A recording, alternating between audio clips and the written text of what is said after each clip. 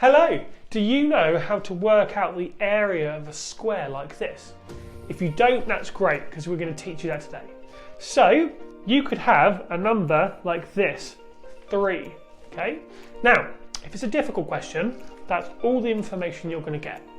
So to work out the area, you'd need to know the following.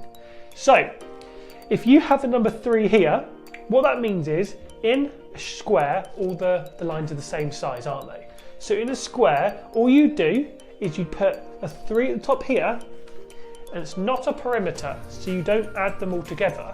What you do is you just times this number by this number.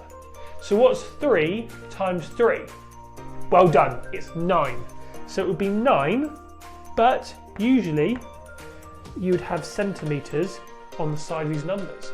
So the answer would be 9 centimetres squared. Okay? So use this information, play the next game, and we'll see you in the next one. Bye!